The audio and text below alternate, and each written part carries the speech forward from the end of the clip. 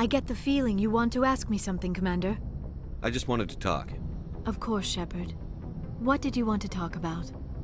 I'd like to know more about the Asari. We were the first species to discover the Citadel. We were instrumental in forming the Council, and we always strive to be the voice of peaceful cooperation in galactic disputes. My people believe we are all part of a single galactic community. Each species contributes something to the greater whole. Although we seek to understand other species, it seems few of them seek to understand us. The galaxy is filled with rumors and misinformation about my people. Like what? Most of the inaccuracies are centered around our mating rituals. My species is monogendered. Male and female have no real meaning for us. We still require a partner to reproduce. This second parent, however, may be of any species and any gender. I don't understand. Your species can mate with anyone? Mating is not quite the proper term, not as you understand it. Physical contact may or may not be involved, but it is not an essential element of the union. The true connection is mental. Our physiology allows us to meld with other beings. We can touch the very depths of their minds. We explore the genetic memory of their species. We share the most basic elements of their individual and racial identities.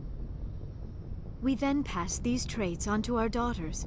It is how we learn to grow as a species and how we develop a greater understanding of other races. What happens to your partner after the union? Every relationship is different.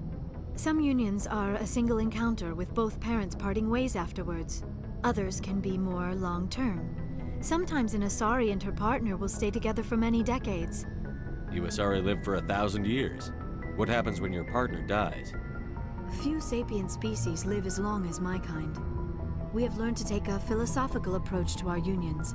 We do not focus on the inevitable loss of our partners. Instead, we enjoy the time we spend with them. And even after they're gone, a part of them lives on in us. The union is a connection that transcends both time and space. Do you know who Matriarch Benezia chose as her partner? She rarely spoke of her partner. Though I know my father, if you want to use that term, was another Asari. I thought you always needed another species to serve as one of the parents. Think about it, Shepard.